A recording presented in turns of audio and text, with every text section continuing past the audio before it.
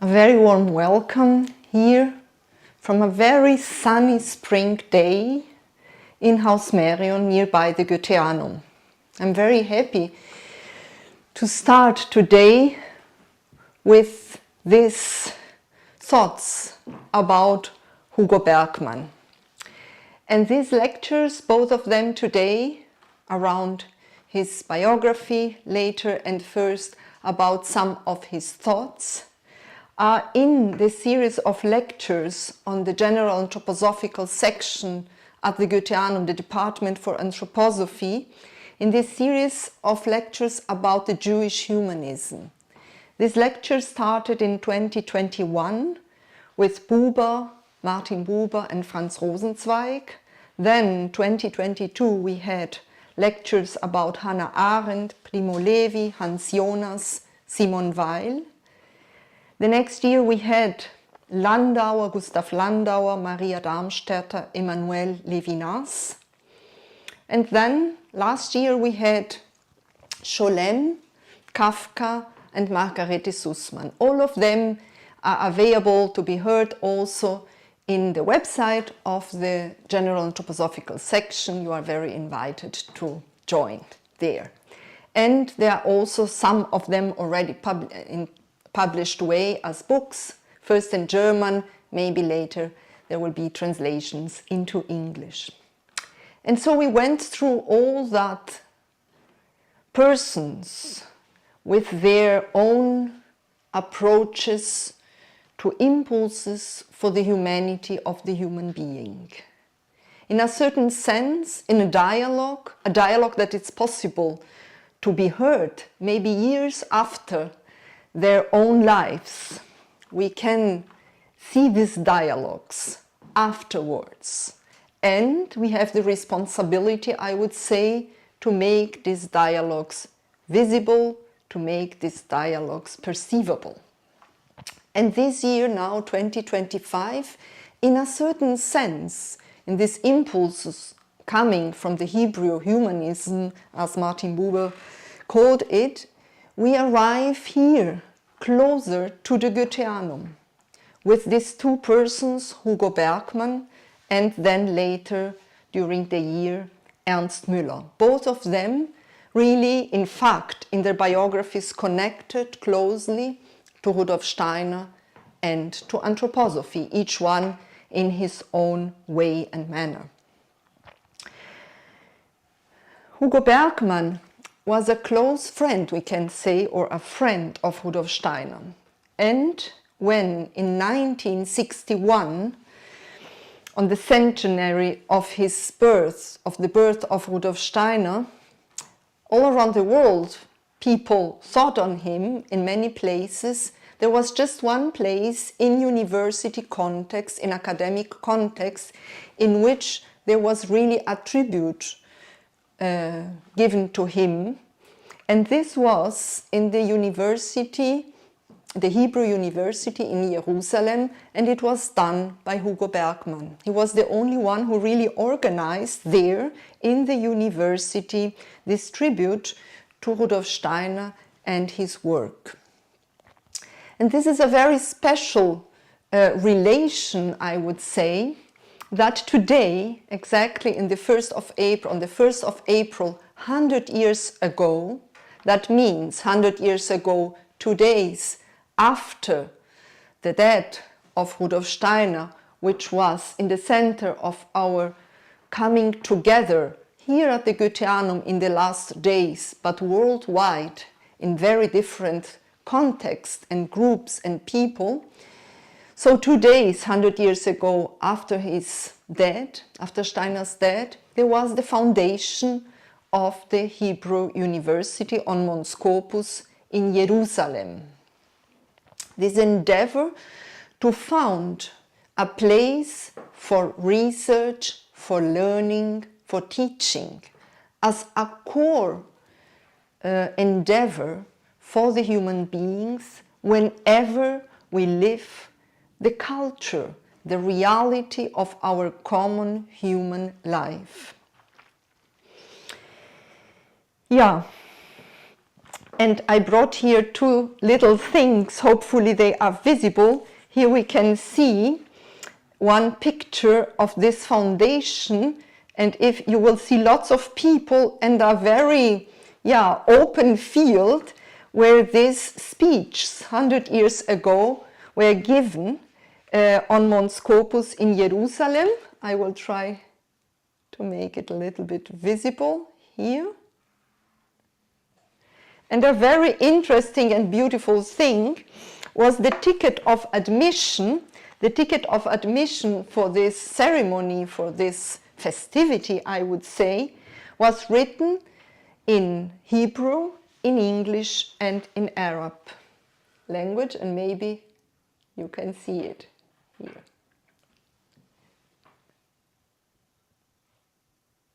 Yeah, and today I would like, in the coming 40 minutes, try to bring a little bit of Hugo Bergmann's work in philosophy.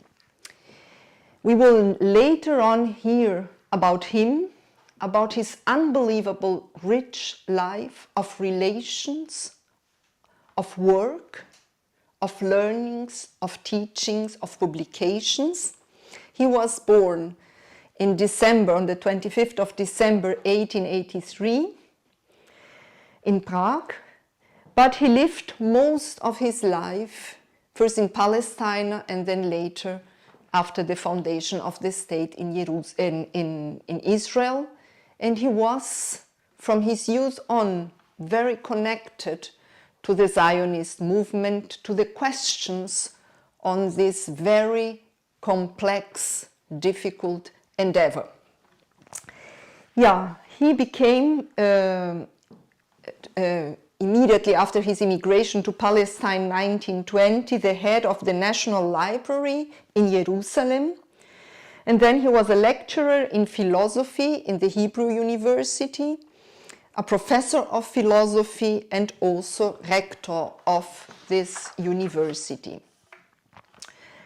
He died in 1975, very, very old, very experienced, and having seen a long history of many of the realizations and the difficulties on things that were dreamed, that were expected, and then were fulfilled in the ways that were possible, in all these decades. For him, it was very important to bring this cultural life, this life of learning and teaching, and he was himself a teacher and an educator. He translated not only but also Steiner educational texts into Hebrew. We will hear a little bit more about his translation later. And just to start, I would like to read a little quote. He wrote in April 1960, so he was 77 years old, about a lecture he gave to teachers. He was already so experienced in teaching, and he writes, I spoke in his own diary. I spoke in Tel Aviv at the educational meeting of the Teachers' Organization on Education in Values. It took me a week to work on this lecture, but I don't regret it because it was good to speak to a completely new audience for once. So it took me a whole week to work on this lecture, a 77 years old person who was a teacher and a professor for more than 50 years. So very early, already when he was studying in Prague, he was very interested in many of the philosophers who were not, so to say, the main presence in his studies. He was very interested in Kant. At that point, the German idealism was not in first place in the studies there. And then he also researched on the most important representatives of Kant studies, Hermann Cohen and Ernst Cassirer. he studied deeply the philosopher Bolzano, and he was interested in Indian philosophy and in the religions of Asia. Yeah, and then he came to philosophers who dealt with religious problems and questions and their relationship to questions of Judaism. And in this context, of course, but not only in this context, Martin Buber and Franz Rosenzweig played a huge, huge role for him. Yeah, as I said before, for him there was a cultural responsibility also as a creative philosopher. And for him it was important to teach and to bring into the Hebrew language all those thinkers that he met himself and the work he met during his studies in Prague. And so he was very keen to translate them, to read them, to teach about them. And that means also Rudolf Steiner. We will hear later about his relation to Rudolf Steiner, about his meetings with Rudolf Steiner and friends of Rudolf Steiner and close co-workers. But for now, I would like to quote a little bit from this lecture he gave when the 100th birthday of Rudolf Steiner was celebrated in the Hebrew University in Jerusalem. And so I will do 4 steps, so to say. First, to say some words about this lecture. Then I would like to quote a little bit from one text Hugo Bergmann wrote in 1913, years after he met already Rudolf Steiner. And then I will finish with some quotes from his book about dialogical philosophy, in which he quotes also Martin Buber and Franz Rosenzweig. Yeah, so he was writing, he was teaching and learning about Steiner's work, also philosophy of freedom, since many years. And he starts this lecture for this commemoration with following words. Rudolf Steiner is unique in the history of modern Western philosophy in that his philosophical works does not present itself as a mere thought, but is founded and grounded in spiritual experiences. What is taken for granted in the Eastern world, that a great thinker is also a great yogi, and that his system is not built on speculation alone, but on direct experiences, is unheard of in Western philosophy. Hence, the great mistrust with which Rudolf Steiner was met into the philosophical world. And a little bit later he speaks about what Steiner brought, also in Truth and Science, published 1892. He says, we are not forever, speaking out of Rudolf Steiner's thinking, we are not forever separated from the essence of the world, but only as long as we perceive only through our senses. In truth, the world of the senses is the spiritual world. If we succeed in experiencing the ideas that are at work in the sense world by expanding our soul life, then we can experience the world in its essence. Steiner calls his philosophical teaching concrete or objective idealism. In contrast to almost all philosophers, his educational background was not humanistic, but realistic, as if this were a premonition of the world into which Steiner wanted to work. This is a very beautiful thing to be said to Rudolf Steiner on his birthday. In contrast to almost all philosophers, his educational background was not humanistic, but realistic, as if this were a premonition of the world into which Steiner wanted to work. And then he goes on, the fruit of Goethe's studies was the book Grundlinien, he quotes it in German, einer Erkenntnistheorie der goethischen Weltanschauung mit besonderer Rücksicht auf Schiller. So, his book about his epistemology, published as early as 1886. Until then, Goethe's scientific endeavors had been regarded as poetic premonitions of the truth. Steiner has shown that Goethe's individual discoveries and premonitions flow from an overall view, and that it is this view that is important. Yeah, then he will speak about Rudolf Steiner's philosophy of freedom, and in the very end he finished the lecture talking about the ethics as they are developed in the second part of philosophy of freedom.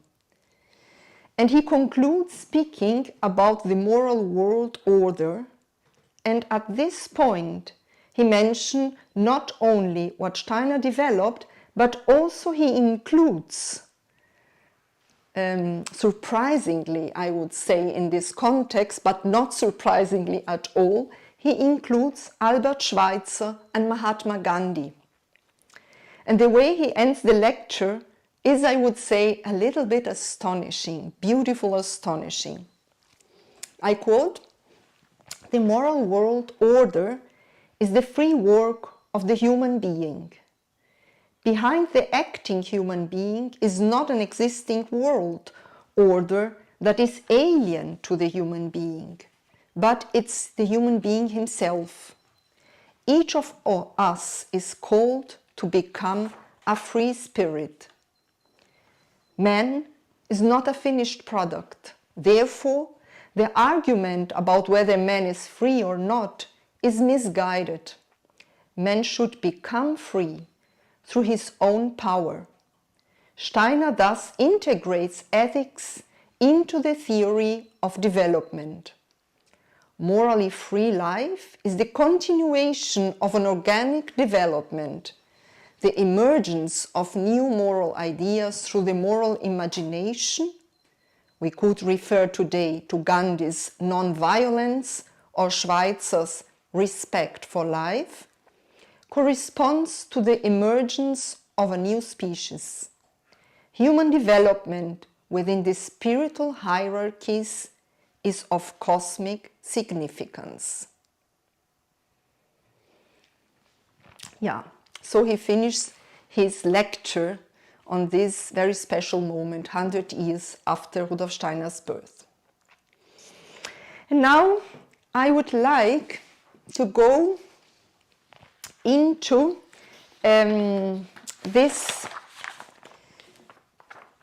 text that Bergmann published.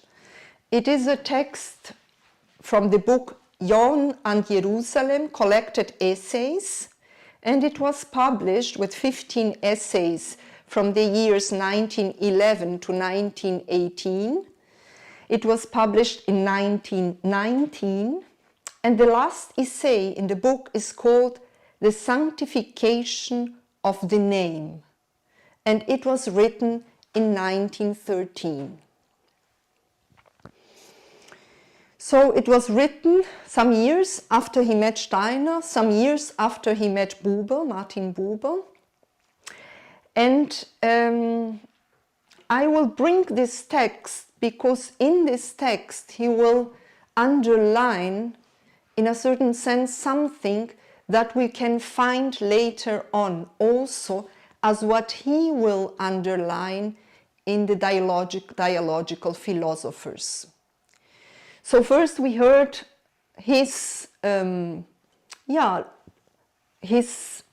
perspective on Rudolf Steiner a little bit in this first text that I quote, and now we will hear a little bit from his own thinking. And of course I need to say he was a very, very productive philosopher and philosophy teacher, and that means that these little quotes from 4 different texts are just a glimpse into a whole universe of a productive teaching and learning life. Yeah, and in this specific text, he will address the question on the relation of God and the human being. And he begins by observing a passage in the 22nd chapter of the 3rd book of Moses. And I will read some parts of this text. In the 22nd chapter of the 3rd book of Moses, there is a passage that was destined to form the starting point of one of the most peculiar religious conceptions of the Jewish people. And it says, "Observe my commandments and fulfill them, for I am Yahweh. And do not withhold the name of my holiness, that I may be sanctified in the midst of the children of Israel. I am Yahweh, who sanctifies you."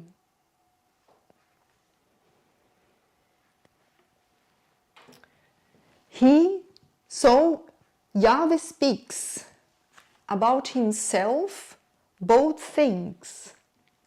On one hand, that I may be sanctified by the children of Israel, and also I am Yahweh who sanctifies you.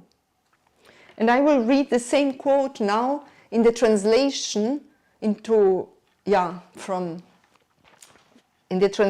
that Martin Buber and Franz Rosenzweig did together. "Praise not the name of my sanctification. I will be sanctified in the midst of the sons of Israel. It is I who sanctify you. It is me who sanctifies you." And now, Bergmann continues, God is holy in himself. What does it mean? That he should be sanctified by human being. If we want to understand this, we must delve into the concept of God that characterizes Jewish religiosity. It's very different from the conceptual world of our culture. In the view of today's Western world, God and the world are something given once and for all. The world and the people in it are separated from God. The Jewish view also separates God and the world, but it links the fate of the world and God in such a way that not only the world depends on God, but, and this is of central importance for our consideration, the fate of God depends on the world.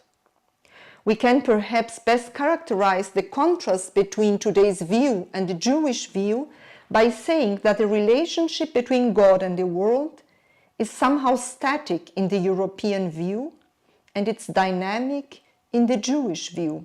According to the latter, God is and is one and is holy and immediate.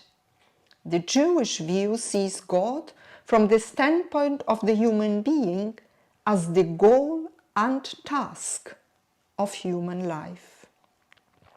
Seen from a human perspective, God is therefore essentially a task and his fate depends on the human being. So the human being is just as much the world's sustainer as God. God created the world, but the human being sustains it by recognizing it as divine. He sustains his world by uniting himself with the divine, bringing it down to his world. Yeah, this is a very interesting relation that he underlines here, that the human being is a sustainer of the world as God is. And the human being sustains the world by recognizing it as divine.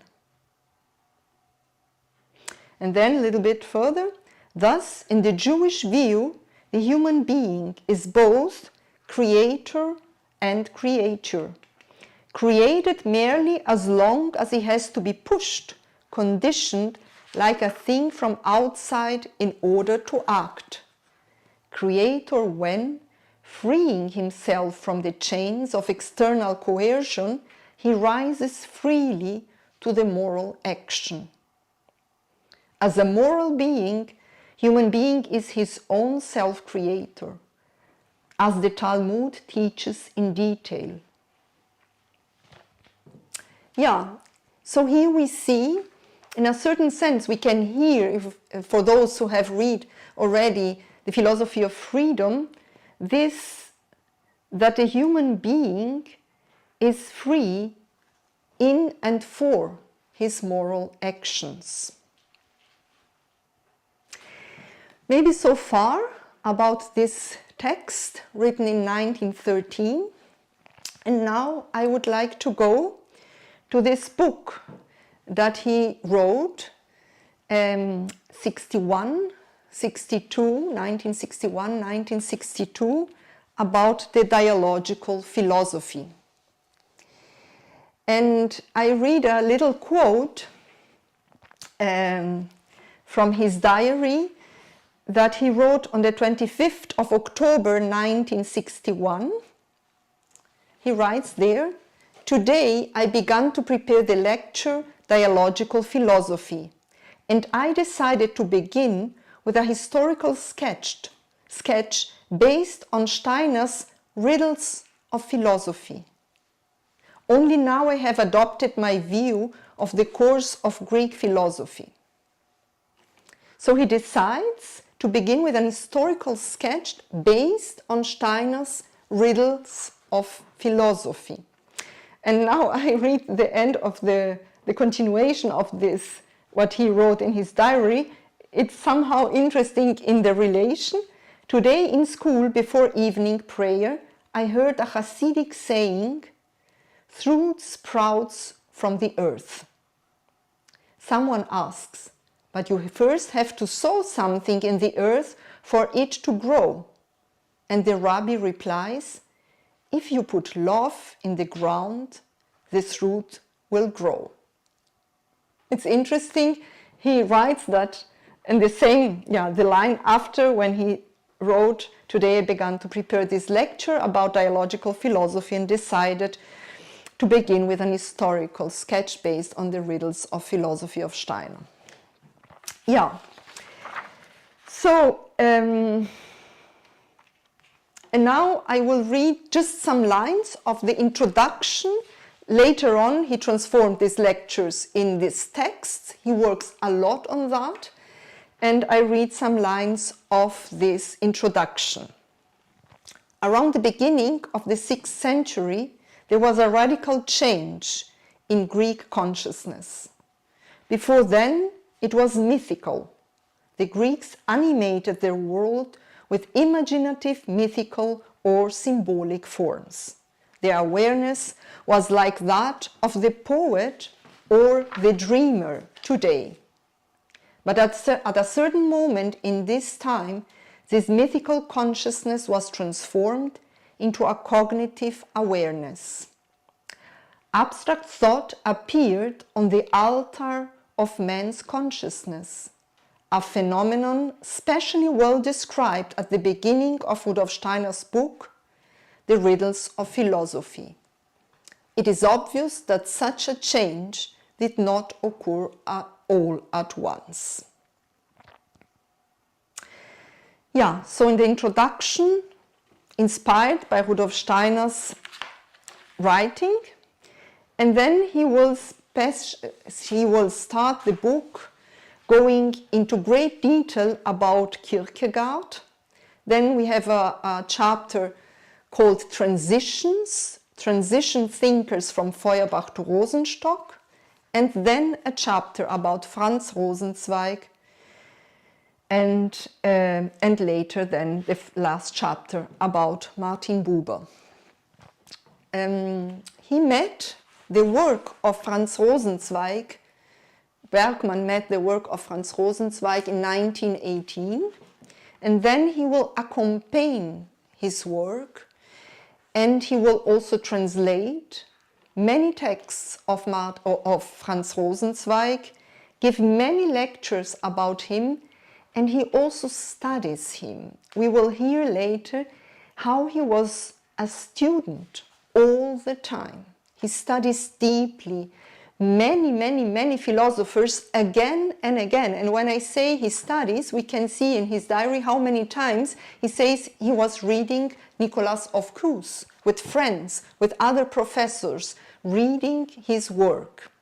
And also we will see in his diary how many times he writes that he was studying or dealing with the work of Franz Rosenzweig. And so I will just quote a little bit of his writings in his diary.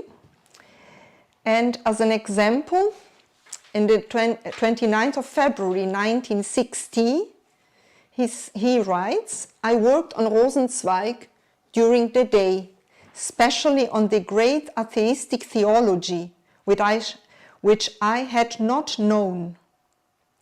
If it had been printed then, in 1914, we might have saved a generation and could have shortened the diversions via atheistic cultural Zionism." It is curious that Rosenzweig, when he wrote the Urzelle in 1917, ended the letter by saying that he had to study Steiner. Yeah. So, then another example, March 1960, so we can say 2 weeks later, "I worked until late this afternoon on a small chapter on Rosenzweig, 3 pedagogical essays. Then later on, I am just bringing some of the many quotes. I counted 89 quotes in these diaries, which are already selected diaries. In October 1966, he will meet Edith Rosenzweig.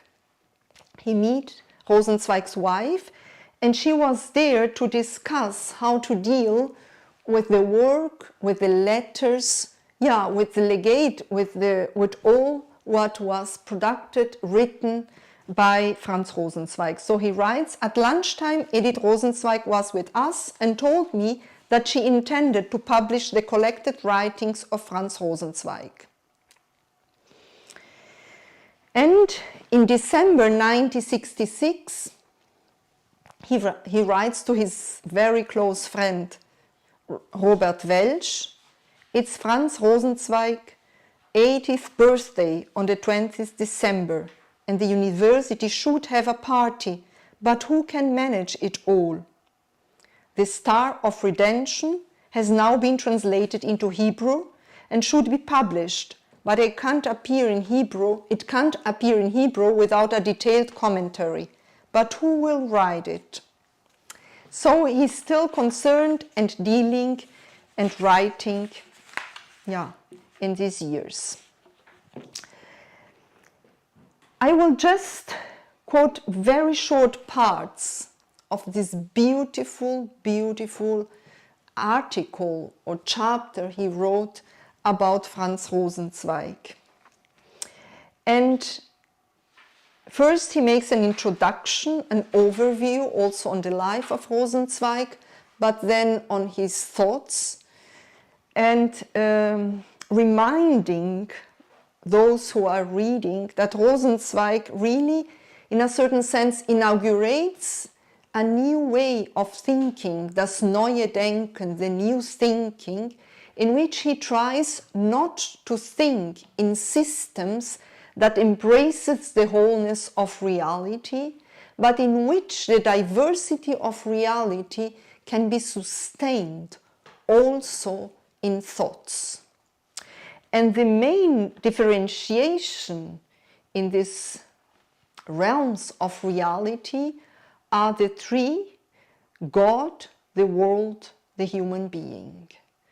And Rosenzweig will say that to study, to understand them, there is not possible to want to put them in a one system, with a common logical structure, with a common way to think on them, because they are different beings, different realities which need special ways to think on them. And the relation of God and human being is different as the relation of the human being with the world, and it's different as the relation between the world and God.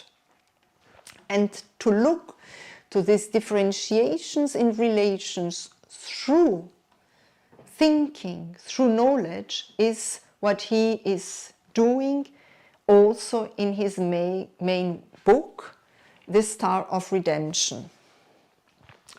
And after Rosenzweig finished The Star of Redemption, he was asked if he could, in a certain sense, write again some of the ideas there in a more simple, accessible way to a general public, so to say. And it was like that he then, in July 1921, will write this little book, the book about the healthy and the sick human mind, das Büchlein vom gesunden und kranken Menschenverstand. And in this book, he will underline or outline the idea of a paralysis in conventional thinking. He says, this thinking in categories that embraces with the same kind of thinking the wholeness of reality, the systematical thinking, he says, brings thinking into a paralysis. He already, before he wrote this little book, he started in the beginning of 1921 with lectures about his new thought in the Frankfurter Lehrhaus, in the school in Frankfurt which he founded. And he gave the titles to this lecture about how to use the healthy human understanding, or how to use the common sense. And because of that, he received this invitation from the publisher of Frohmann Taschenbücher, Frohmann. It's a very important edition house in Germany, to present his thoughts in an understandable way. And then Bergmann, Hugo Bergmann, in his article, in his chapter, describes the thinking process behind this writing. And he says that we need to see in which extension this is also a very touching and also dramatic biographical circumstance connected with the publication of the book. And what happened is that soon after writing these books, he will start to perceive, Franz Rosenzweig, that he starts to perceive the symptoms of a disease that will then accompany him and paralyze his whole body, even the possibility to move around and to speak, until his death in 1929.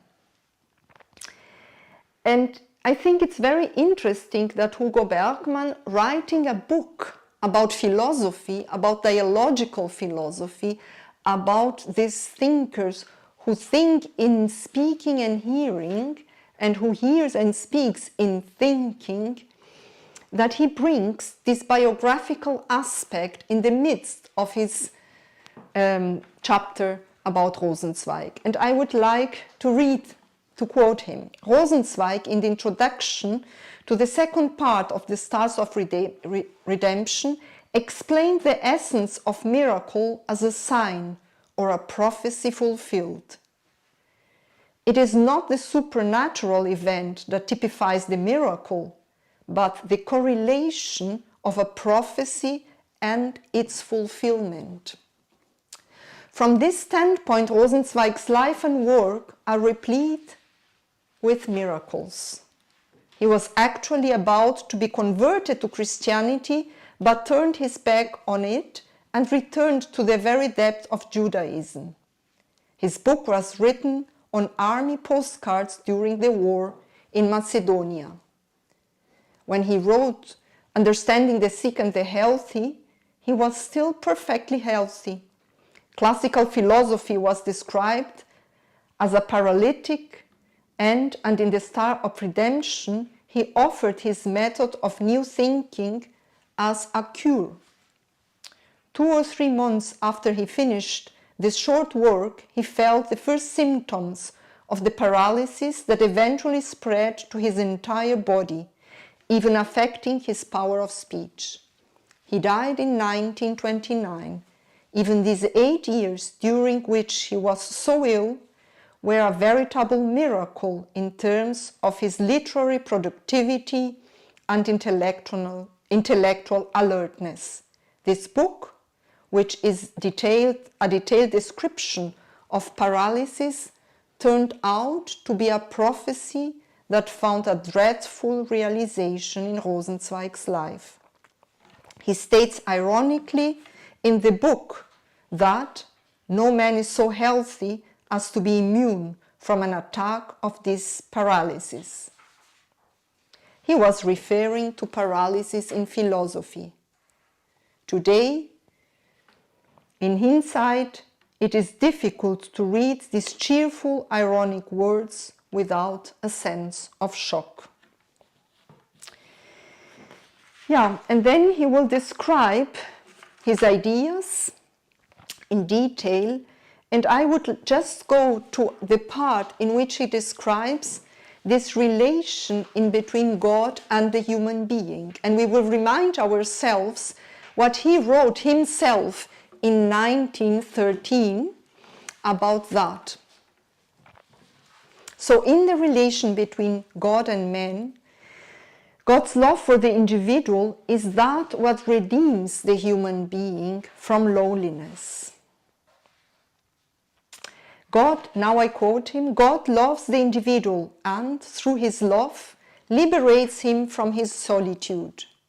His love of man is spontaneous, and man, knowing that he is dependent, returns his love. In Rosenzweig's words, when God calls man's name, man answers. Rosenzweig also says that in relation to the world, God is the God of providence, and in relation to man, he is the God of love. If again we describe the way it is done, we will see that creation is the path from God to the world, and revelation is the path from God to man. God reveals his love to man, and the force of God's love for man is transformed and given to the world, thereby redeeming it. God's love for man becomes man's love for his fellow man. Thus, the love of God demands completion in the love of one's neighbor. And here we see how this relation is a mutual relation for Franz Rosenzweig.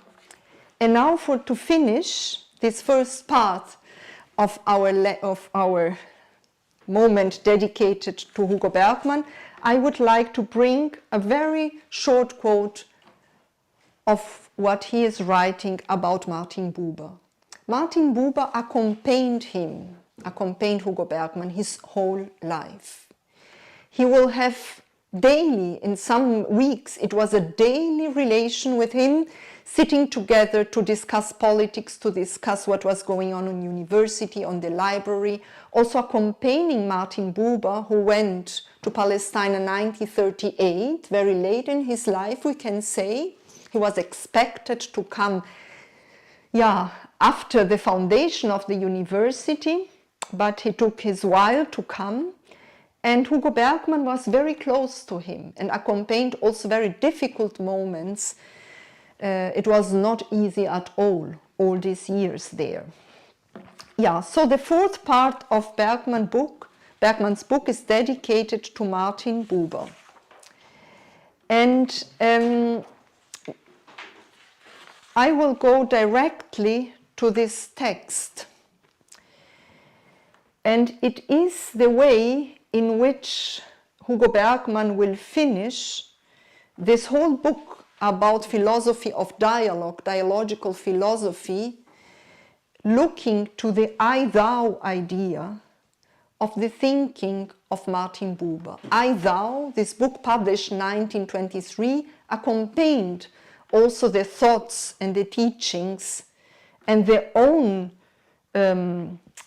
research, I would say, of Hugo Bergmann all those years. And now he will finish this book speaking about this I-thou idea when we think of the thou of God. And I will quote a little bit of this book and finish with this quote. In conclusion, a few words should be said about Buber's view of God. We said that the power of relationship wanes quickly and ends. We do not have the strength to hold on to it, and thus we are always crossing with the rotation of the world's axis from encounter to relation, and he who was present before us suddenly ceases to be a thou for us.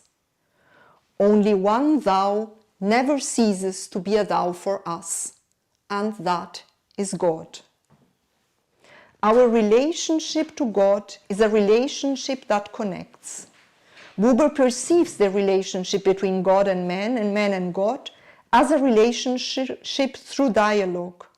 We have seen that everything can speak to our inner being and arrive at an I-thou relationship. And when the thou speaks to our hearts, God is speaking to us. We already found a similar idea in Daniel. God speaks to us continually. Messages are constantly arriving from him, and whatever we truly encounter becomes such an envoy. In his youth, Buber emphasized the importance of mystical experiences, yet Hasidism brought him back to everyday reality, and he regarded it as an envoy of God.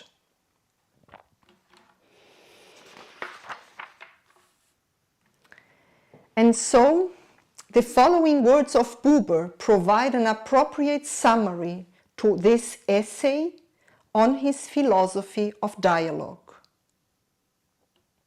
And now, Hugo Bergmann quotes, to close his text, Martin Buber.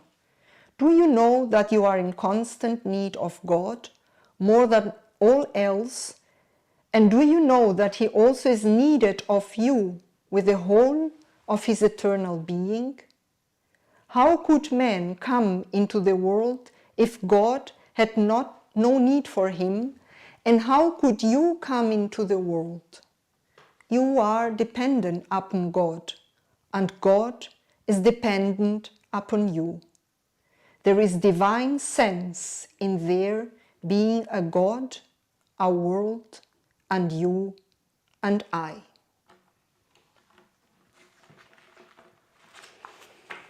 Thank you very much for your attention, and now we go directly to the second part on Hugo Bergmann. Thank you.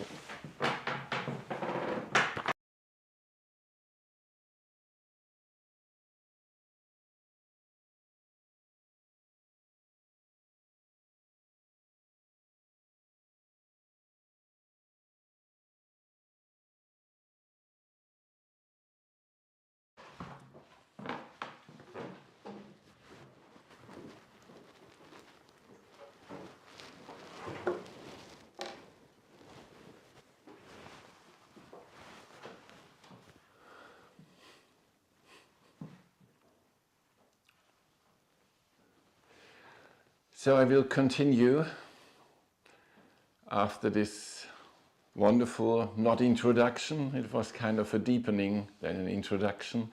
I will continue a little bit more in a biographical approach, but maybe the starting point could be the same, because for us at the Goetheanum here at the moment, we of course had these quite moving last days here, Dr. Steiner's 100th death day.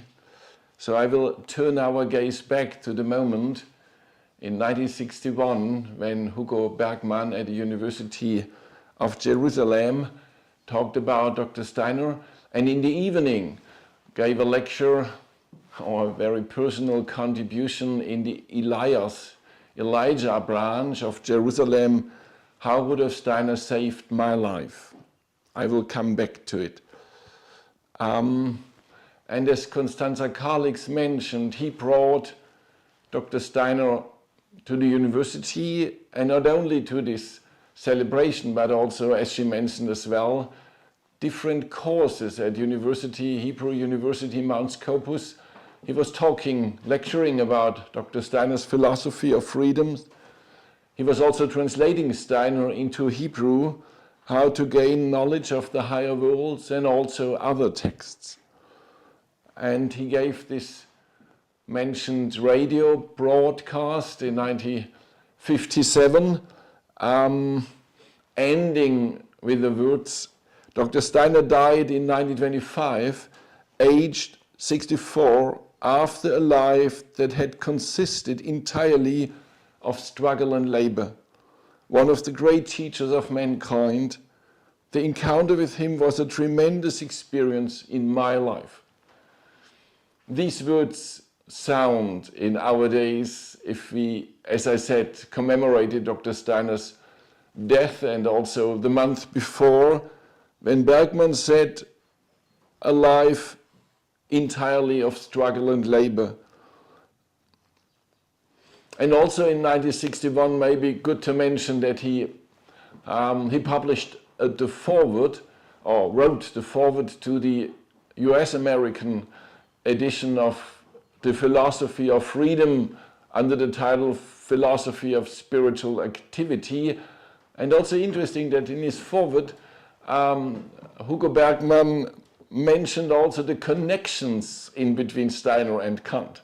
As we heard, he was a scholar of Kant as well, and of course he knew Steiner's fights against Kant, but these were also fights out of an interrelationship.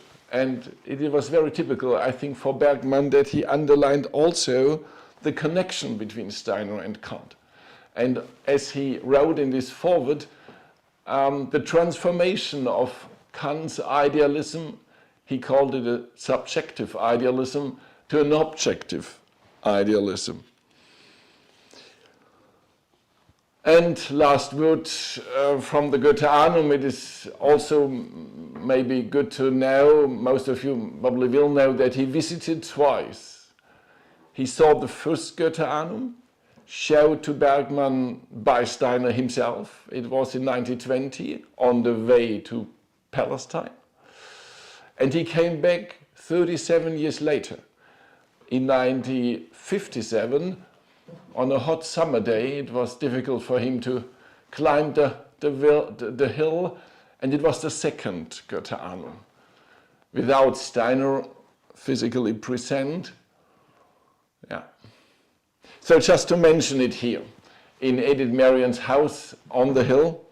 And now I will go on with a life story, a little bit of background, a biographical background, but not only the biographical, maybe also the intentional background of what we heard about his approaches to philosophy and humanity. So we already heard he was born in Prague in the winter of 1883, out of quite a poor family. So the father was a simple traveling salesman, and they came, both sides, father and mother's line, from a Bohemian country Jewish line, but they moved before the boy was born to Prague, so he was born directly in Prague, or better to say, in the center of the old city opposite the town hall.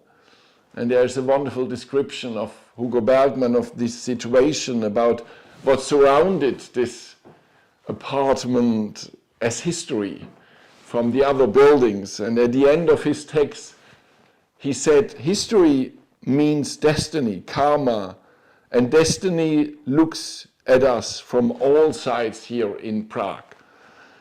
Prague's destiny symbolizes the destiny of man.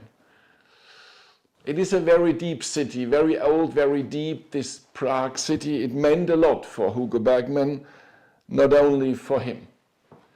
The father wanted the son to become a rabbi. He did not, and he was not really raised in a religious way, but even not, the father had this strong wish. He was raised in the German language, good to know, but he also knew the Czech language, especially out of the summer holidays on the countrysides of mother and father, so the villages. And he had quite a good relationship to this countryside and the population, and he always said there were several cultures and religious streams, but living together, interacting without interference from state authorities. So this will be a constant theme, how people in Bergmann's life and striving, how people of different religions, cultural traits, streams can live together as long as there is no state interfering. And it's maybe also well known that he was a very good friend of Franz Kafka, and they were together from grade 1 to grade 12. So they had the same primary school and the same gymnasium, so 12 years together, and a lot of conversations on the school path. I mean, on the way to school and back, and maybe also in school, about religion, philosophy, and yeah, this is a long story and very interesting, but not our main theme today, Kafka and Bergmann.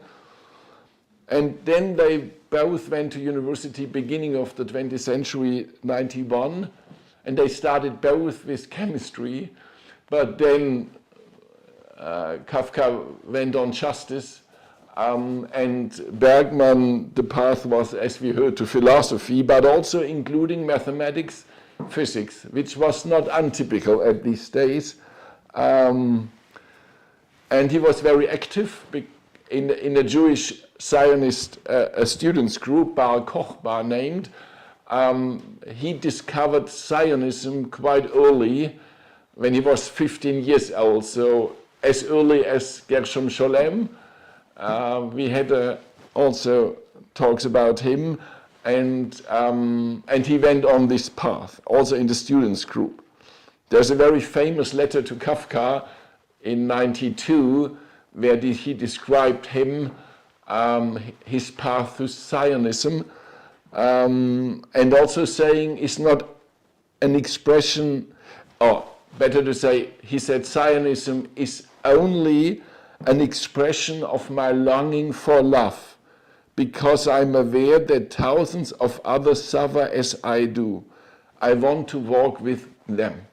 He's describing to Franz Kafka in this letter, we don't know if he ever sent the letter to Kafka. It was a kind of the sketch of the letter was found in his literary estate in the notebooks. But he's saying, you, Franz, you are maybe able to live out of yourself, but I'm weaker than you. I need community, and I'm longing for community. And there are other Jews suffering from our situation as being on the edge of the society and outsiders, and we want to form a new community. Interesting, one of his first traveling experiences, and his long wish was when he was 19 years old, it was to Galicien, as we call this region. An ardent wish for a long time, he said, to encounter true Jewish life. So he went to Lemberg, and to Krakow, Kazimierz, the old Jewish quarter, and he encountered the Hasidim, or those who still lived there, and he was deeply touched by this other way to live Judaism, this intimacy, he said, this mood, this level of art in religion. And it's also interesting that his first essay he published, at the end of his long life, he had more than 2,000 publications, most of them in scientific journals and books. And the first one, when he was 20 years old, was in the journal of Bar Kochba, that means of the Jewish student group. It is the Jewish question and its solution. The Jewish question and its solution, quite pretending, but it is this Zionist question, where to go. Only some points of his biography. He finished his study with a PhD, interesting the theme, atomic theory in the 19th century, a contribution to the problem of the history of philosophy. So it is a connection in between the development in physics and atomic theory and the developments in philosophy. He wanted to go on at university. He was one of the most brilliant students, and Prague was a center for a type of philosophy which was not dedicated to Kant, but dedicated to phenomenology, to Husserl, and especially to Franz Brentano. Some of you will probably know. And he was one of the master students. And also Brentano and his follower at university in Prague. Brentano was at this time living in Florence in Italy, but still the master behind the Prague University in philosophy. And they wanted to have Hugo Bergmann as a professor there, but their problem was his Jewish background and also his Zionist conviction. And there are quite moving but also shocking letters from Brentano. In anthroposophical circles, Franz Brentano is high regarded, and this is correct regarding the philosophy, but his relationships to Judaism and Zionism were quite dark, or in a way, he tried to convince Bergmann that he should forget these old things, because the Christian development came, and so he even said to Bergmann that this Old Testament is barbaric, and he said, just change your clothes, and so he never did, and at the end there was a real break in the connection to Franz Brentano.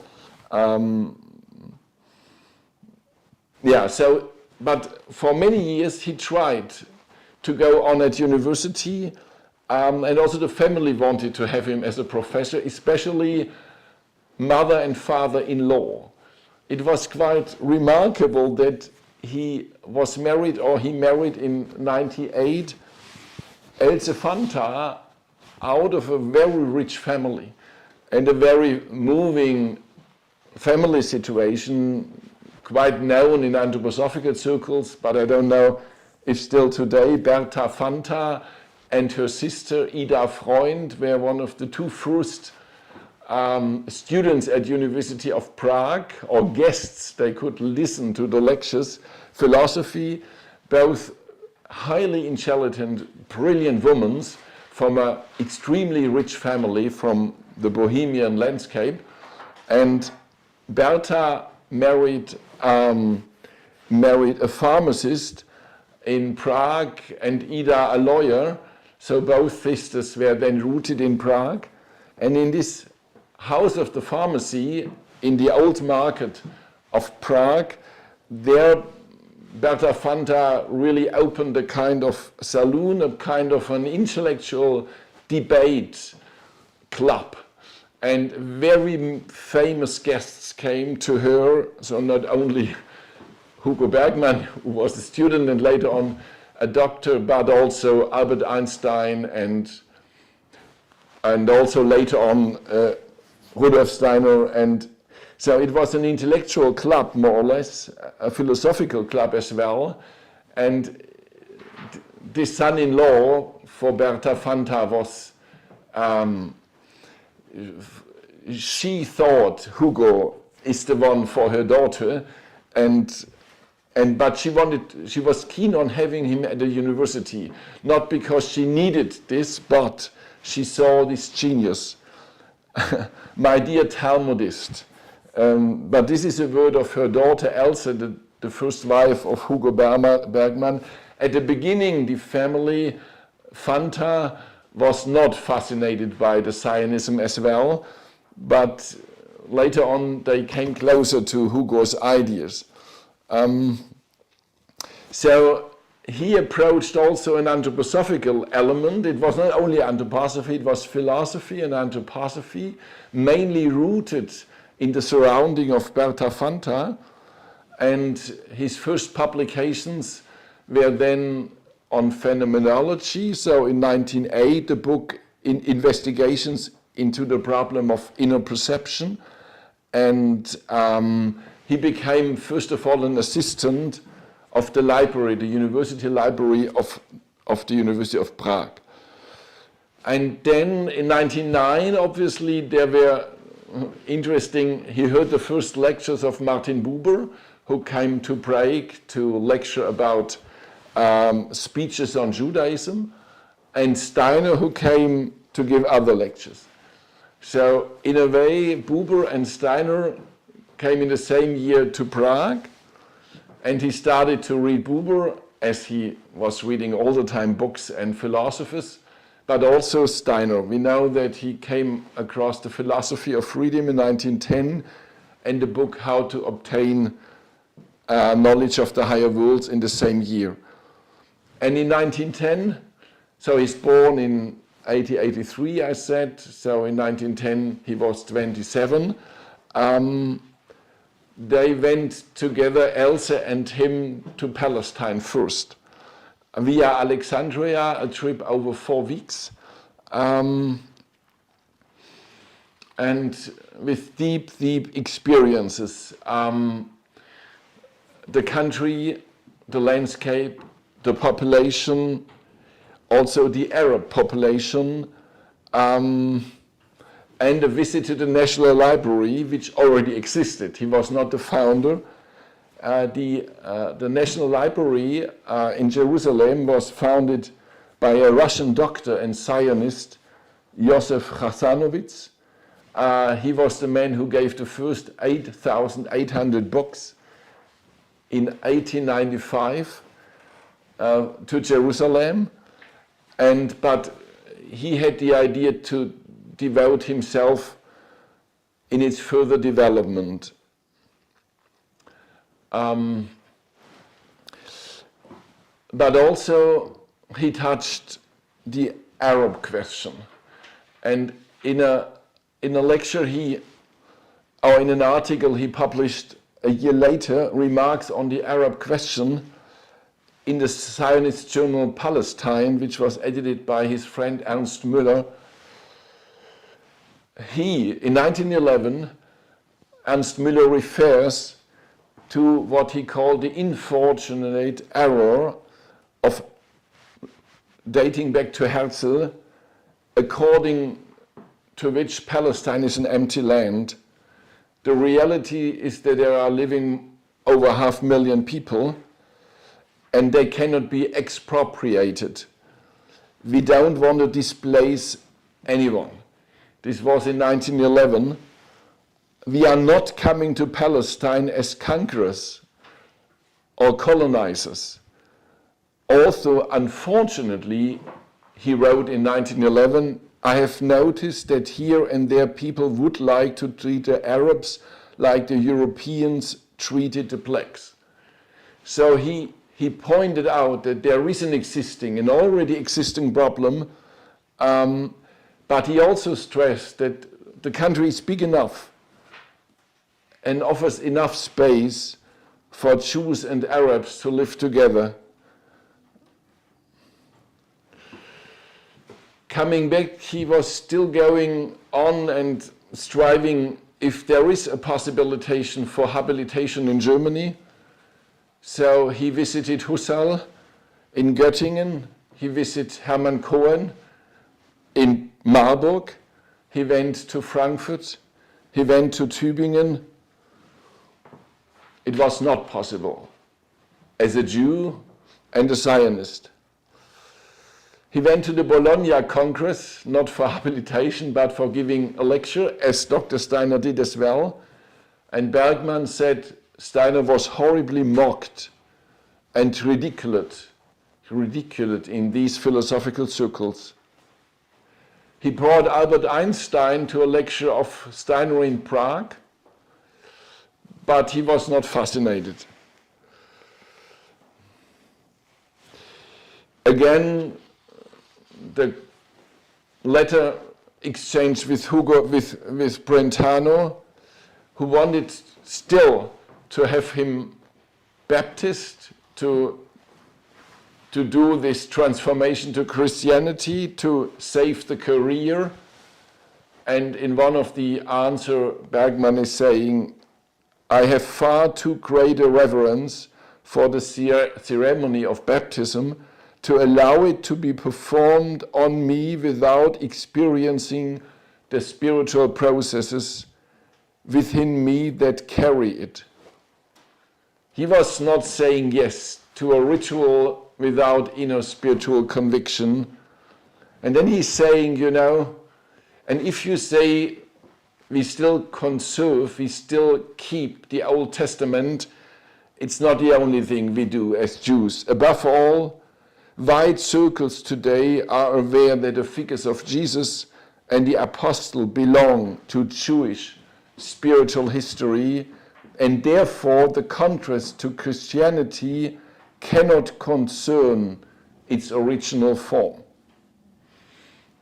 This was more or less, as far as I can see, the end with the correspondence with Franz Brentano. The last trial to come to term with university or to make the further next step was in Berlin.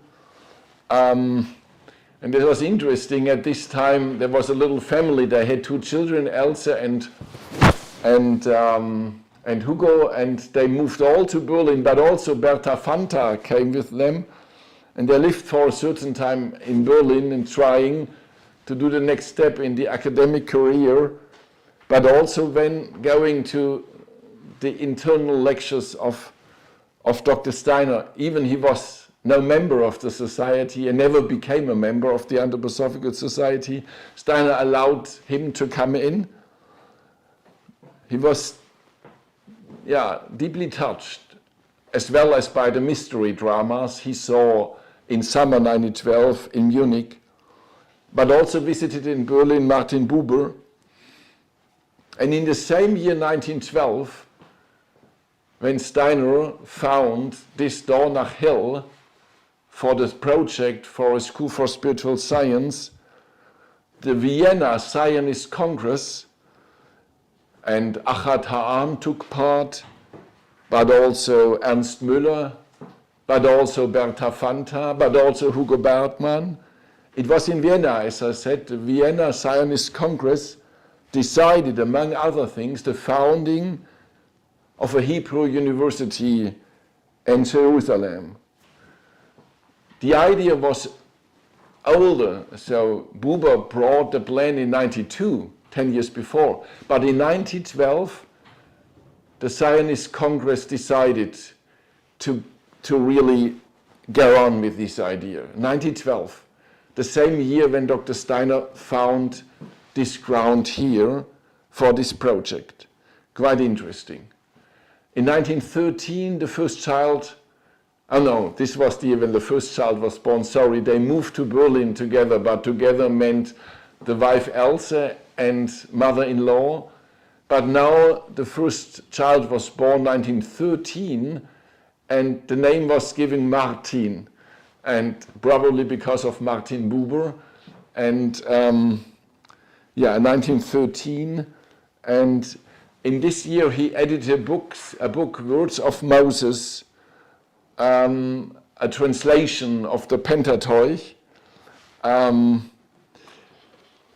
went on, but not really knowing what is the future. Still a little bit with the question of the university in Germany or Prague, so Austria at this time. Still working in this circle of philosophy in the home place of Berta Fanta, and in those years they went on with Kant, critic of pure reason. They went on with Hegel, phenomenology of the spirit, also with Fichte. And it was a very strong circle with Max Brod, with the brother of Else, Otto Fanta, Albert Einstein, Felix Welch, and some other people. Jewish people. And as Hugo Bergmann underlined several times in his biography, the Jewish people in Bohemia, in Prague, they were bridging in between the Czech and the German population, a little bit alive in between, with an enormous striving for learning and bridging. And yeah, for him this was a kind of a historical but also a future challenge for Judaism, bridging. But then the war came and he became a soldier 4 years. And his mother-in-law, Berta Fanta, was in deep sorrow and talked about with Dr. Steiner. And Dr. Steiner obviously said to her that he will survive that war and have to overtake great tasks in Palestine. Steiner, he himself was skeptical about these Zionist perspectives, and he lived with this kind of sorrow that the Jewish question may be getting more difficult with a national state there.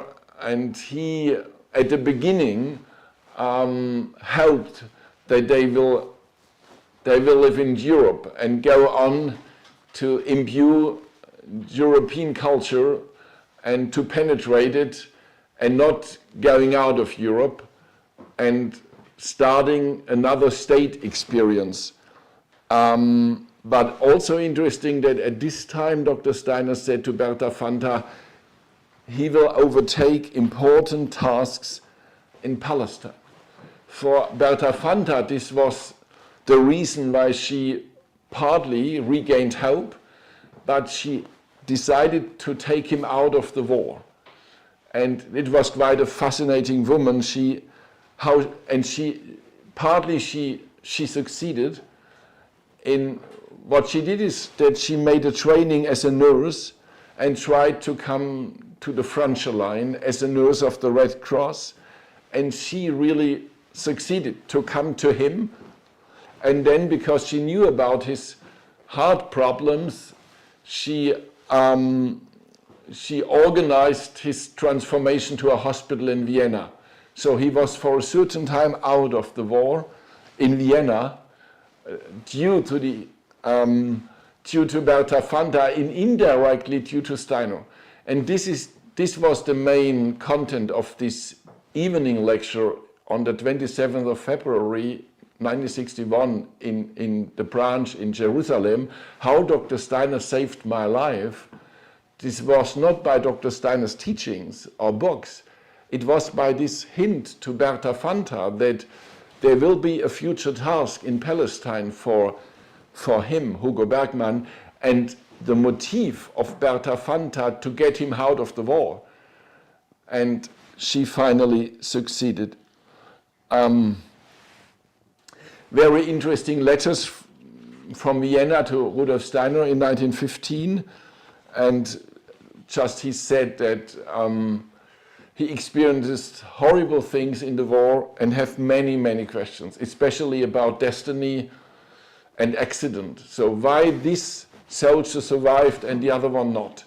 is it really by destiny, but how destiny works, and so on and so on, and he's looking forward to the next meeting. In the middle of the war, he was very unsure. And now we see the biography from the retrospective. It's all toward Jerusalem. But in reality, it is to certain stages of the biography, it was not clear in the case of Hugo Bergmann if he will really end up in Jerusalem or not. So in 1916, there is a letter to Else, his wife, and in this longer letter, there are some lines. He's an science, question mark, philosophy, question mark, Hebrew culture, question mark, Hasidism, question mark, Kabbalah, question mark, lectureship, question mark, Palestine, question mark, epistemology, question mark, religion, question mark. The future is full of question marks for me. So he was not sure what will be the outcome. He was 33 years old when he wrote down these lines. Next year, the Balfour Declaration came, and it became clearer that there is an option for immigration, and the university, the foundation stone was laid in 1918. So not in 25, this was 7 years later, as we heard the opening, 1st of April 25, but the foundation stone laying was in the summertime of 1918. So in a way, maybe we can say if the foundation stone was laid, it became clearer where the way has to be directed. Berta Fanta, who at the beginning was distant to Zionism, as her daughter Else, they were more and more convinced, both of them, maybe the mother more than the daughter, that this is the way. And she made Hebrew courses, Berta Fanta, Hebrew language, gave a lot of lectures herself in the Jewish circles of Prague, the Zionist circles, and also Else was active. Many women were active in the war, of course, but also before. And she prepared herself also to go to Palestine, and but then became a stroke and died with 52 years. This remarkable woman, and Else, her daughter, said her last sentence was 52 years. And then she lost consciousness. In one of the letters in the years before to Hugo Bergmann, she, the mother-in-law, wrote, "Dear Hugole, I am now so preoccupied with your plans for Palestine. There is also a prospect for me to still live according to my wishes, according to my longing.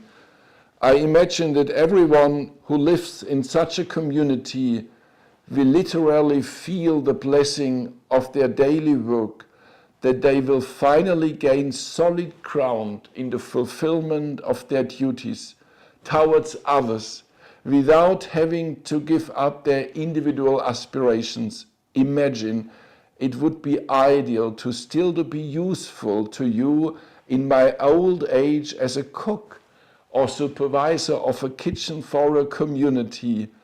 If only I still had the mind to learn Hebrew. I can't tell you how unspeakably disgusting our social order is to me." She gave up old Europe, or especially these societies of the war and after war, and thought there would be maybe an option for a new society, and then she died. Else, her daughter, said she wanted to be a cook in a community. She, this intellectual saloon lady, she who only read philosophical books, wrote poetry, made music, shone in societies, gave lecture on the most difficult and profound problems. But she was ready to go and then had to go to another world.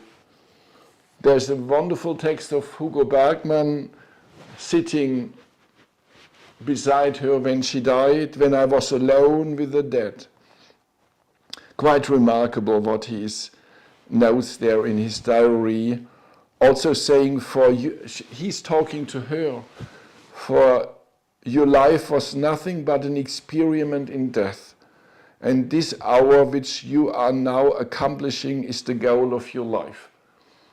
He tried to accompany her, and he also noted that he met Max Brod. He brought the obituary to the Prager Tagblatt, which was the famous newspaper, and met him, Max Brod, on the street. And Brod said, if there is a survival, if there is a life beyond death, she will demand a high grade, for she was quite pure. So Berta Fanta was high esteemed in these Prague circles, Brod, Kafka, others. Now for him it was clear, we have to go, and we, that means also Martin Buber.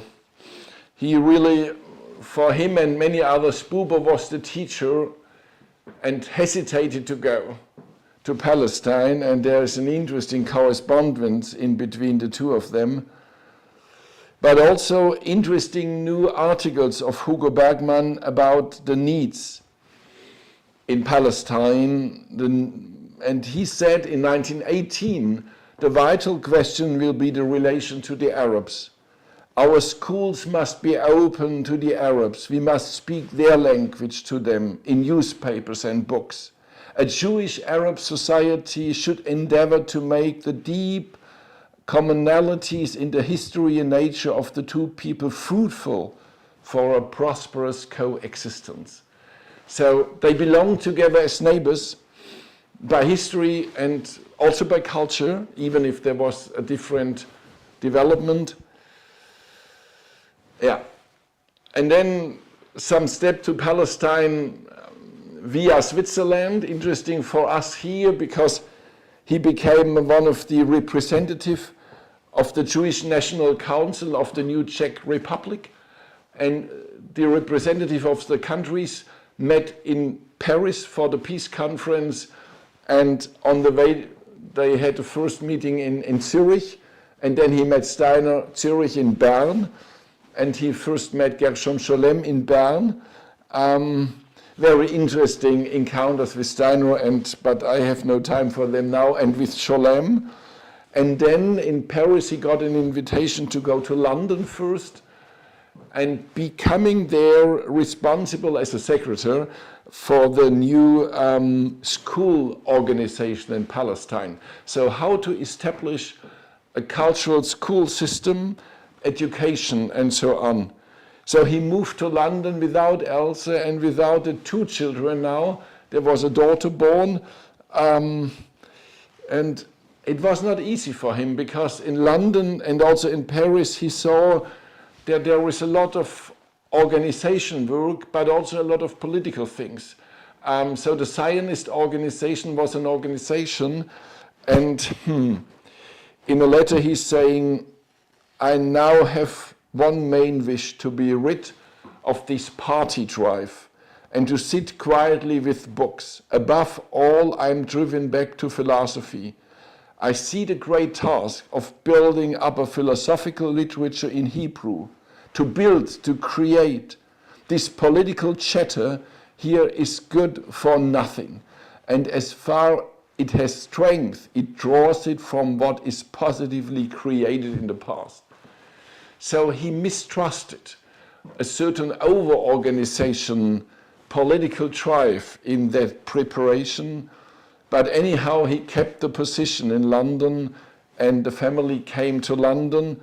From London he sent this book named by Constanza Kaliks to Steiner with these articles about these 15 articles about Jordan in Jerusalem, which was published in Berlin in the Jewish publishing house. And again, he told in the book, beyond other themes, about the necessity of this living together, the necessity of deepening the spiritual roots of Judaism instead of going into political over-engagement, instead of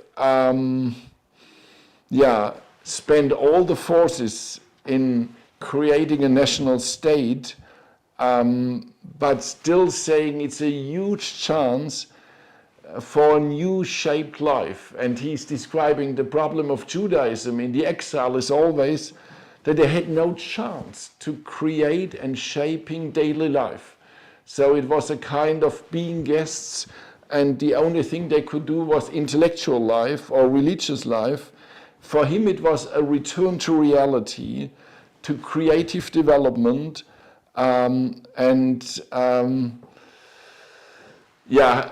a lot of hints to Martin Buber that Buber's writings offer a possibility of deepening Judaism and the spirit coming down to matter. Or better to say, to go on with creation in general, creation by man, continuation of creation of God in overcoming materialism. And so we see there is an enormous a wish that this Israel could be a model of a new state, better to say a new society in general. And again, letters with Buber about the new university. In 1920, Bergmann said to Buber, we hope that we can open it in 22. And then in 1920, on the way to Palestine, obviously we don't know the date, he came here. That means he saw the building, the first one for the School for Spiritual Science, which was opened in autumn 1920. And he left for Palestine and he arrived in May 1920. On the way, he passed the Goetheanum and had conversations with Steiner, especially about a threefold structure, how to reorganize societies, that politics or economy are not overwhelming the whole education and the whole society system. So he came in May 1920 and started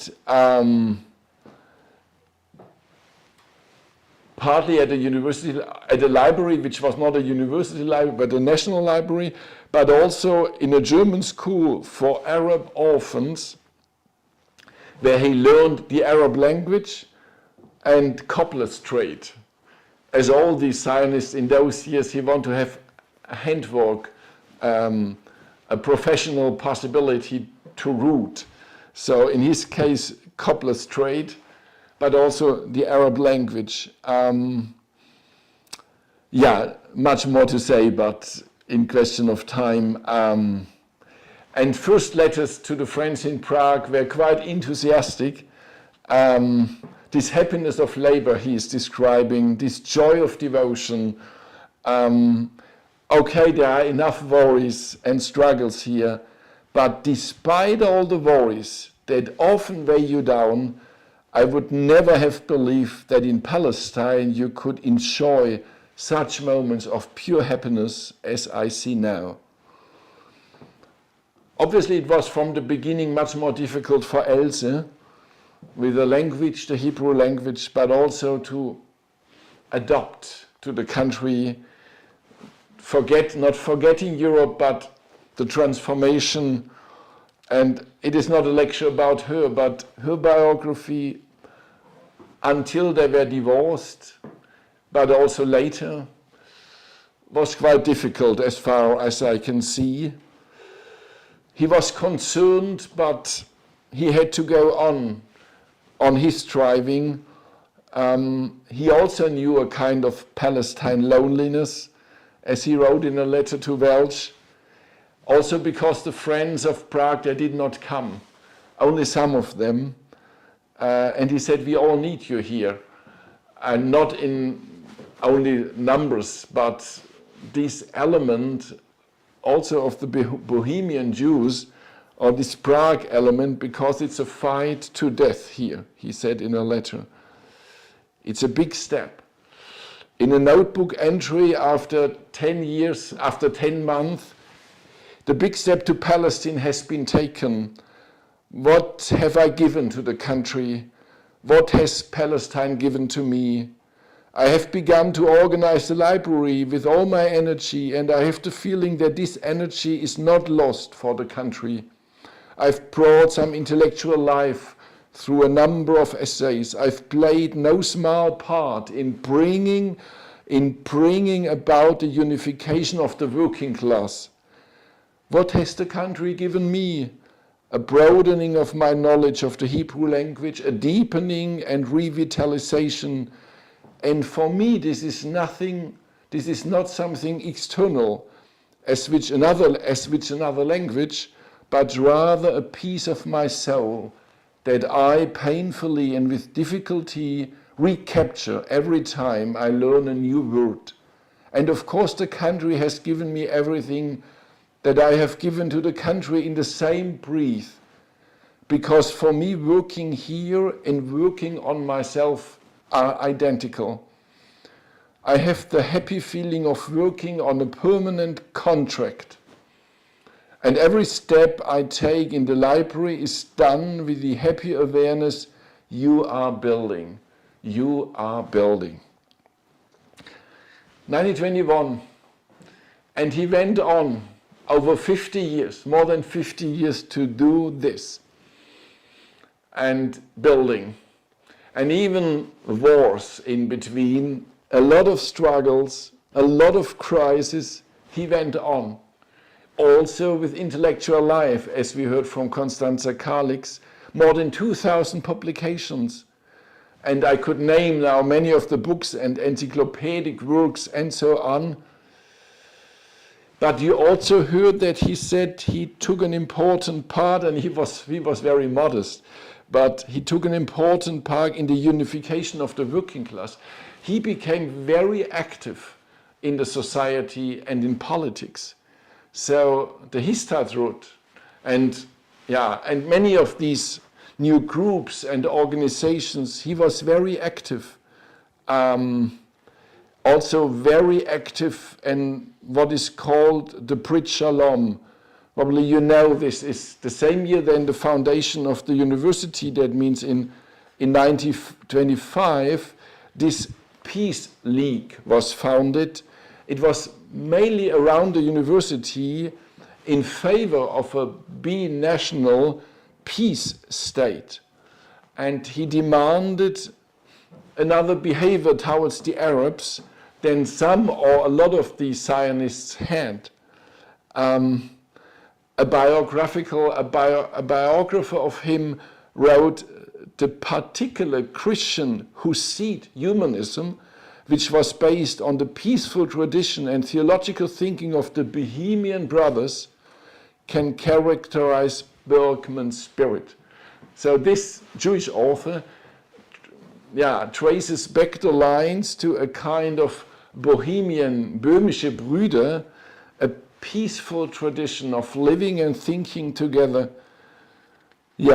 First visit of Buber in 25 in the house of Bergmann, and later on, decades later, he reminded in his notebook this visit also that Buber said in one of the first conversations, we are in the year 27, I have a bad feeling because we came without asking the inhabitants of the country for their consent.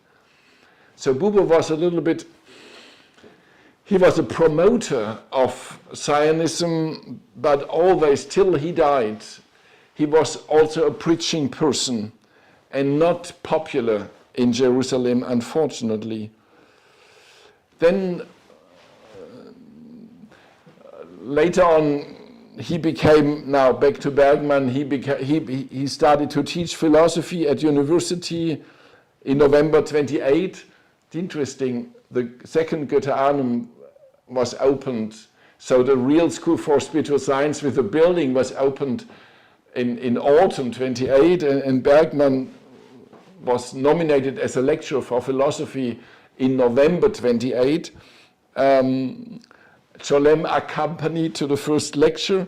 But the year 29 is one of the dark years of the Israel history or the Palestine history both, with enormous riots and many people died with these first intensive crises which accompanied the history then over decades. Now I summarize the whole rest. In 35 he became an official professor and also the first rector. He was elected as the first rector of, they had no rector before, and also very interesting his inaugural speech. The year later, 36, was the divorce, and then he married the first wife of Gershom Scholem, Esha, and they had also 2 children. So all in all, he had 5 children. The war, the Second World War came, the Holocaust came. During these years, a biographer says, Bergmann felt the need to pray in a community of people.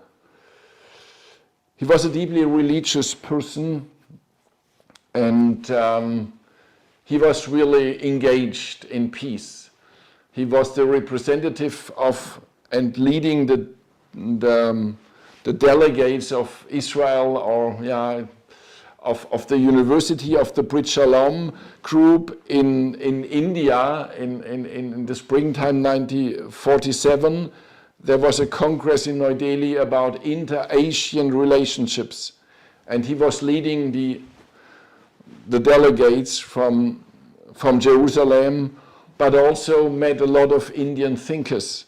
We heard about his closeness also to Asian spirituality, especially the school of Sri Aurobindo. And then he had an invitation to go for a year to Stockholm. It was interesting. He was not a Rebbe there, but they had no Rebbe at this time, and he was asked to be there until the next Rebbe will come to the Jewish community. And he partly was working in the Jewish community, and at university gave lectures about Martin Buber and Rosenzweig. On Stockholm University, they raised the children. He visited Nelly Sachs and others, but then the war, the proclamation of the state and the war started. So they were in Stockholm. He met there Count Bernadotte, who was later killed in Jerusalem from the United Nations. And he met Bernadotte in Stockholm and trying to convince him that the university on Mons Corpus was always interested in bridge to the Arab population. And they have Arab students, they had Arab students, they had also part of an Arab library, and he tried to convince Bernadotte that the university should be sustained and is a peace instrument. And then in the wartime they came back, and it was a horrible situation in Jerusalem, and so on. Most of you will know this part of the history. To summarize the rest of his life from 1945 to his death, what should be named? He was very close to Buber, who came to Jerusalem in 1938. He was a close friend of him several times a week. They were sitting and talking together. He played this important part at university. He was also in conversation with Ben Gurion and with the political leaders. He was very much concerned about the further development. He was one of these fighters with Buber together against the death sentence to Eichmann. He knew that Eichmann was this killer, but he said this state, Israel, should not kill him. History has given Judaism and the state of Israel a tremendous opportunity to show the world that it is ready to interrupt the dance of the demons, the dance of murder and revenge. It was a great opportunity for us and for the world. We could have shown the world that we are not a state like all others. We rejected this opportunity. So others than Hannah Arendt, she said it's okay with this balancing. He said no, this should never happen. And he was in a small group together, not only with Buber, also with, maybe you know him, Yehuda Bergmann. He was, as a 13-year-old young man, or he was at Theresienstadt and Auschwitz, 4 years in Auschwitz, and he was also signing Yehuda Bergmann, a famous artist in Israel, but of course they had no chance. No, not of course, but finally they had no chance. But he never resigned. He said, okay, but let's go on. We go on. Buber died. This was remarkable. Buber's departure from this world is the notebook entry. And 3 months later, Albert Schweitzer, we heard his name, close to his heart, Albert Schweitzer, as Aurobindo, as Simone Weil, as Rudolf Steiner. He's going on with anthroposophy. It's no time for this. We have a very good book, at least in German language, from Peter Norman Worge, which a Norwegian writer, author, philosopher, which was published in 2006. He was a constant student of anthroposophy, but said, I'm no anthroposophist. I need my distance. And Steiner was one of the great teachers of mankind, but I'm not a member of the Anthroposophical Society. I'm not a follower. But he never said the other ones are followers in the meaning of the word today. But he said, I need to keep my freedom. So it's a very interesting scholarship to Steiner, but also preaching, as I said, to many others, preaching till the end, which was in June 1975, with his last philosophical writings, very impressive description when he was at the hospital and still tried to finish the last book. To come to a conclusion, there is no conclusion. A scholar, a professor who was constantly learning till the end. In Michaelmas, we will have a conference here from the General Anthroposophical section at the Goetheanum, named Rudolf Steiner as a teacher and as a student. So als Lernender und Lehrender his whole life. And this was the signature as well of Hugo Bergmann. Continuous learning, continuously reading together. So very interesting. They were reading books together, Schelling or Rosenzweig, in little groups, or sometimes only with Scholem. He was reading, and he was a searcher, and always very honest, very modest. He was a person with many visitors, as Constanza Kaliks said. He invited the students to come at him at home, and sometimes not all the time, and telling their inner questions. And he was a Jewish man in blessing the day and the daily work. Very interesting, a wonderful article by him about the Jewish blessing, saying, what is this blessing? What does it mean if we bless the daily bread and the drinking and the fruit and the rainbow and the thunder and the lightning and the blossoming spring in spring, but also the news of a death or seeing a friend again, and all these blessings. And he said, what does it mean? And he said, in a way, in human consciousness, there is a distance of things from the godly world. So they are not out of the spiritual world, but in our consciousness. But if we bless them, or the daily events, this is the beginning of our redemption. This is the beginning of the fulfillment of God's work on earth. This is a completion of the work of creation. I think he would have been able to express the same in the thoughts of the leading thoughts, or in the words of the leading thoughts, this kind of restoring the inner order of the cosmos, which was not lost by accident, but has to be is restored in human consciousness for the further development. Thank you very much for listening in these two lectures about Hugo Bergmann's struggles and strivings and also visions for the future. Thank you very much.